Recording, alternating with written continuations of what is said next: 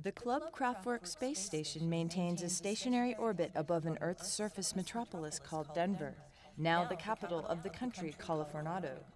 In 2008, a financial collapse necessitated the complete overhaul and restructuring of the American government.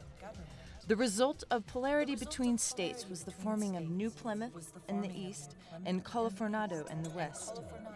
The absence of unity and agreement amongst Earth nations, combined with their general lack of interest in space, forced the orbiting stations to depend on each other, and they eventually united, becoming one independent nation.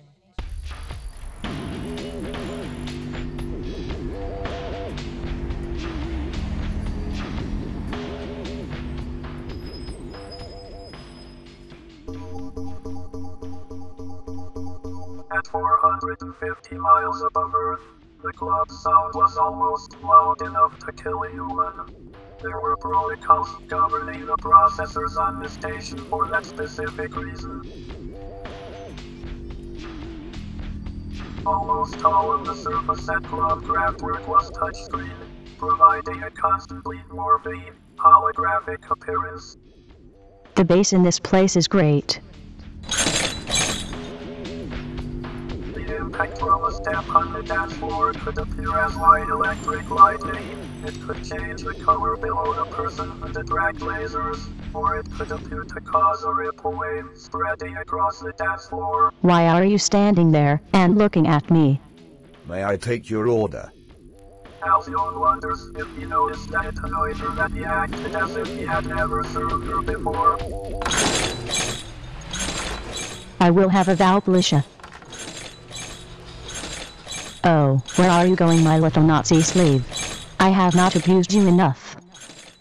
This is so pointless. If all I do is represent the Variston program, why do I not simply face the part of my brain that makes me enjoy being near Orsian? He knew exactly what she wanted.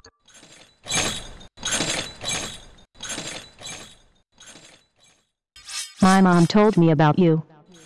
Could you please expound upon that? I am curious.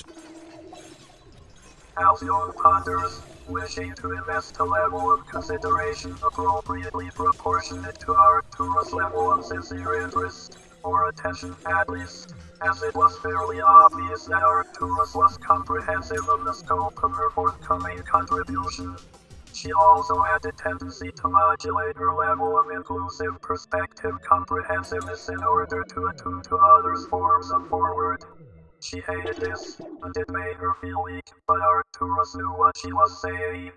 Actually, that made her a little nervous too. Well, she said, that to ignore the defiance of logic so apparent and obvious in humans would prove quite detrimental to my exponential potential. How does that apply to me? Suck a spoon with a booger on it. Arcturus stood there and smiled, staring out into space for a good 10 minutes. It felt really good to know that there was someone else in here.